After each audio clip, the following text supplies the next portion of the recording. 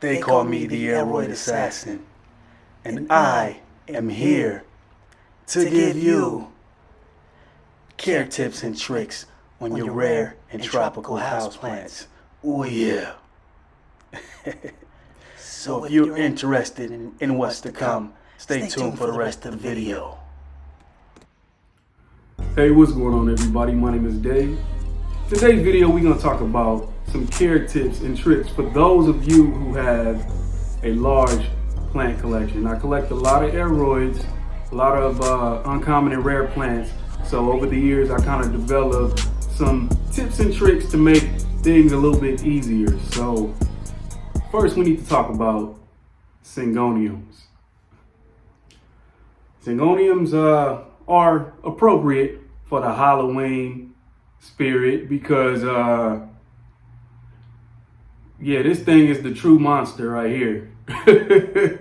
And I'm gonna tell you why. Let's get into it. You know, you see this plant in your local plant shop or online and it looks like a nice, delicate, colorful plant.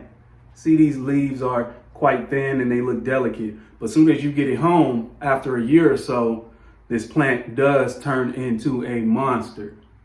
Once this plant gets established, the roots will just start to grow all out of the bottom of the pot. Once it gets established, it'll start putting out aerial roots like crazy, trying to grab onto anything nearby. Look at this. Oh, and if it can't grab onto anything nearby, it will just put out runners and find something far away to grab onto. So if you didn't know, these plants are invasive. They're invasive in the United States, Singapore, various parts of the tropics. This plant is a monster. That's why I say I feel like Monster and Syngonium should switch names, because this plant is very invasive. It's showing invasive behavior in my backyard. So let's talk about the care. If you are having trouble with your Syngonium, most likely it's due to light. The potting media on this Syngonium aurea, this is bone dry right now because I neglected it. And as you can see, the plant is doing just fine and putting out a new leaf, even though the potting media has been dry for almost a week. When it comes to underwatering, this plant can handle it. When it comes to overwatering, this plant can actually handle it as well, in my experience. But when they start to look leggy and, you know, leaves are curling up and they're just not looking its best, it's because the light is too low.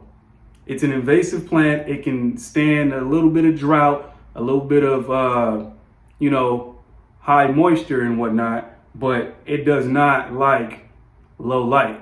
You know, so the bright light brings out the featured colors of the particular Syngonium that you purchased.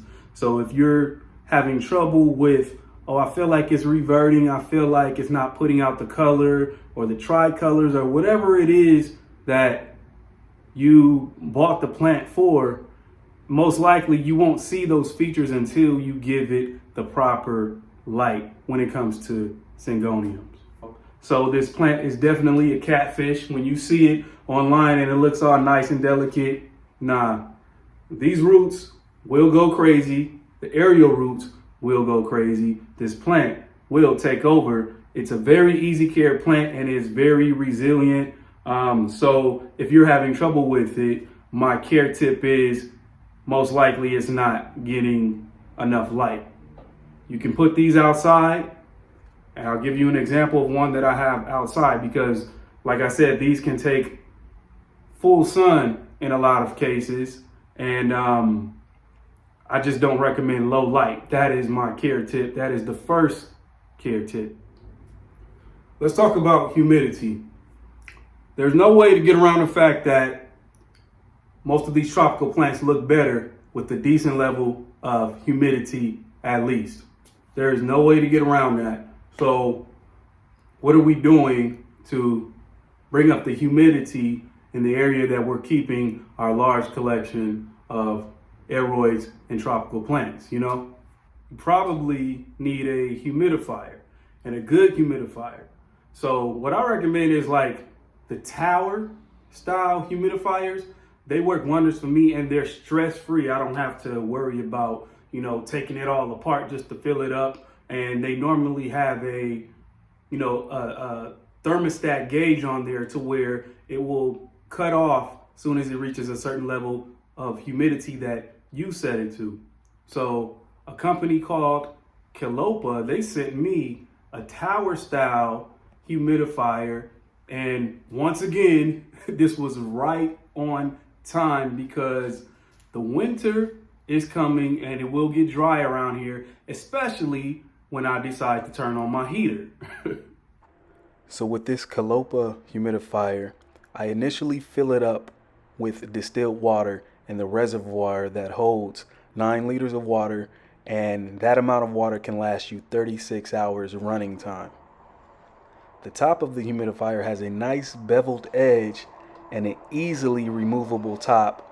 You can refill the reservoir down the right hand side of the top. I do find that this humidifier does put out a good quantity of mist that reaches the plants on the upper shelves and the lower shelves. And overall, the humidity in my plant room reached a higher level fairly quickly. It does have a lot of features, which include a water level indicator and a LED screen where you can set the thermostat for whatever humidity that you want. So yeah, this one is cool. You can purchase these on Amazon for about 129 bucks. There may be some coupons that apply to you, so check the link in my description. You should 100% feel comfortable purchasing a humidifier because it's beneficial to your plants and to you and your family. I mean, you turn on the air, you turn on the heat, it will dry out your skin and dry out your mucous membranes, which leads to, premature aging and all kind of other issues that you may not know about. So that's why, they do recommend humidifiers for a kid's room or for a newborn baby because it's beneficial to humans to have that moisture in the air, especially when you sleep, So go out and get you one. You shouldn't feel any type of way on spending good money on a good humidifier. So I definitely will be appreciating the new humidifier that I got because you all know that I just got a nice size Queen Anthurium in there, so it's gonna need some pretty good humidity. And I also got me one of these. Yep, I just got this today. And I'm not gonna tell you what it is. I'll let you all guess what it is, but I'm saving this for the next video. But this might be an indicator to what it is. The backside does have a particular color. So this here is my philodendron UPI. It is a pain in the ass to keep this moss pole moist. And it's like I have to keep this moss pole moist because this plant has now put out a substantial root system that's inside of this moss. Let's see if we can find any of them. I don't know if you can see, you see roots all in there. So there's roots on the inside of this pole now. So I definitely want to provide the plant with enough moisture to keep developing the roots in here so that, once it climbs up, I will be able to propagate it, really well. But I have a remedy to this. I mean, if you've seen in my previous videos, I start making self-watering moss poles, and some of these moss poles that I didn't do a self-watering feature on, they're giving me a headache. Like, I'm tired of trying to keep these moist, and once it dries out, it's hard to rehydrate. It's a huge hassle. So one thing that I did learn to do is if I have any of my moss poles that I have to water often, such as this one, it's actually quite easy to take a wicking string, cut this open, and pop this wicking string inside of this pole, and place this in a self-watering pot. So I have a couple of plants that I utilize a self-watering pot, and this wicking string goes down into the self-watering reservoir, and it does a great job at keeping the moss moist. Perfect example is my Philodendron Florida Beauty. This is a nice self-watering pot. So pretty much I bought quite a few self-watering pots as a prototype. If y'all don't know, I've been working on making my own pots with my own logo and my own modifications. I hit a little bump in the road. Long story short, the math was not mathing for me. They wanted me to purchase 3,000 of them in order to send them back to the factory and make my modifications. So that's a no-go for me. I don't want 3,000 self-watering pots in my garage, you know. But I'm gonna come back to it when I make some more connections when it comes to business. But let's get back to this care. So self-watering pots, these actually work well. They have a water reservoir. So this moss pole has the wicking string inside. I actually broke this down and just stuck the wicking string. It was actually very easy to do. And the wicking string sits down into the water reservoir here. And that's what's keeping this, moist. And, the roots have already grown inside of here. So I'm suspecting that this Florida Beauty is going to be doing some great things in the future. The next tip I have is, if you have a large collection, consider using self-watering pots. These have been really helping me out because sometimes I just don't want to take care of plants. Sometimes I don't want to water plants. Sometimes I am busy and my mood is all over the place. I don't feel like doing none of that. This will save the day in a lot of situations. Being able to have that, it comes with a gauge and you can tell where the water level is at. The fact that I don't have to worry about my plants for 2 or 3 weeks or so, and they can be in here, especially anthuriums and certain plants that need consistent moisture. These are working great for me. And, a lot of people ask me, you have so many plants, how do you take care of all of that? I come up with solutions. Even at my job, that's what they're going to pay me to do, is come up with solutions. So I'm coming up with solutions to be able to do what I want, but not have to work so hard or not be stressed out about it. So that's what I'm trying to give you guys tips on.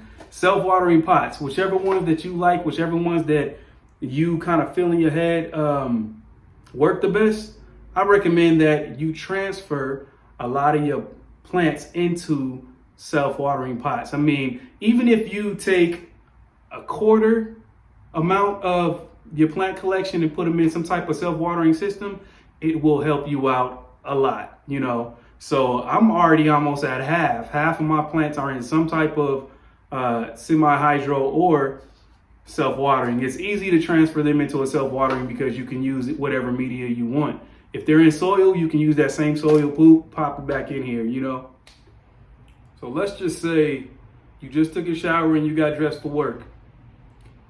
You got to leave for work in the next 15 minutes. One easy way to water your plants very quickly is to take a bunch of plants that need to be watered, sit them inside of your shower or bathtub, use the shower head and water your plants, or use a pitcher and water your plants. And then guess what? You can leave them there until you come back from work. That's one thing that I do. That's what makes watering easy for me, is because I take about, 4 or 5 plants that need to be watered, put them in the shower, and then I spray them down.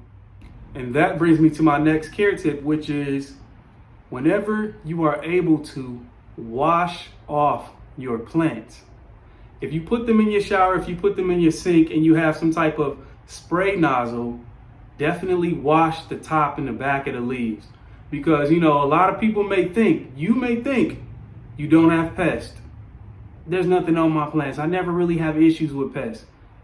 Good for you, but there's always going to be something on your plants. If it ain't pests that you can't see, it's going to be disease spores or some type of fungus or something like that. There's always going to be something. So it's just good practice to wash off your plants whenever you get the chance to. And like I was just telling you, when I put my plants in the shower to water them, that's a good time for me to go ahead and wash a lot of them off and keep everything all Gucci.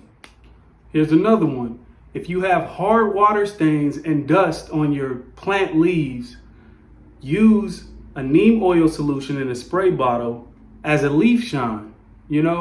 I just said I put a lot of my plants in the shower and I'll, wash them off. I will use a neem oil solution, a little bit of neem oil with water and a drop of soap, and I will use that as a leaf shine.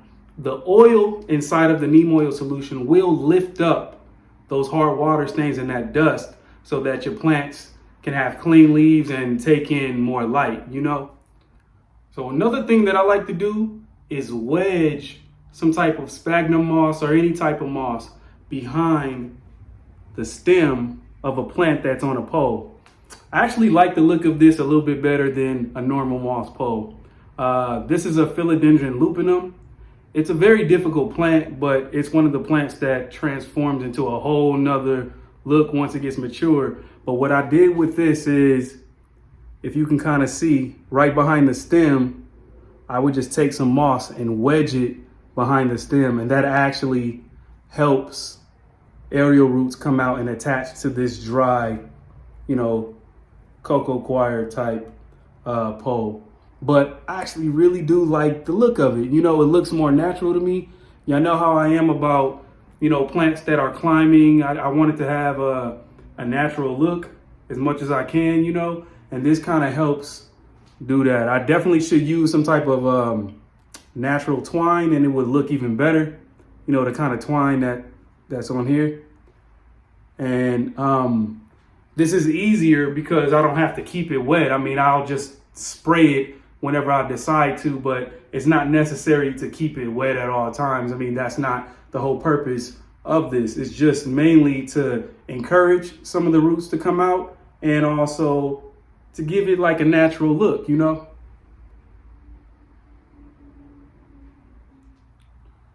So one thing that I'll say about air layering, hopefully you are familiar with that. Air layering is when you try to root one of the nodes while it's still in the pot. So pretty much if you're taking a top cut and you use air layering, definitely use a flexible cup, one that's not going to damage the stem. Use like a flexible plastic cup. You can even use a Ziploc bag. There's different methods to air layering, but one thing that I would say is make sure you have a lot of roots before you take a top cut.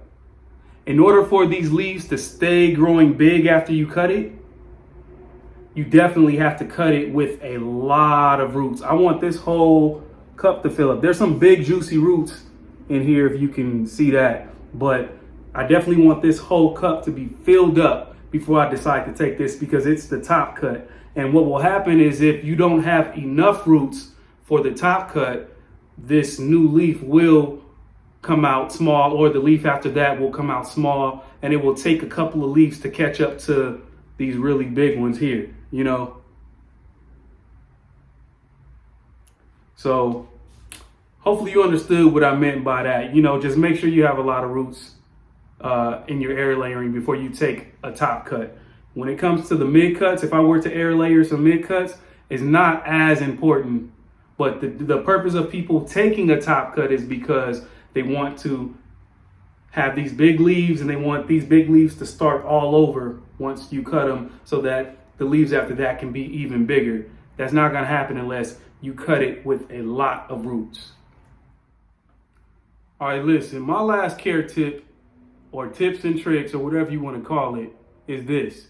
If you decide that you want to propagate a lot of plants, get you a large size prop box, okay? Because let me tell you, this is unacceptable. Look at all these propagations that I have on my kitchen counter. I put them here so they can get south-facing light. So, I don't know if you all have been down to your local 99-cent store. Well, my local 99-cent store is no longer 99 cents. They're selling everything for around $3.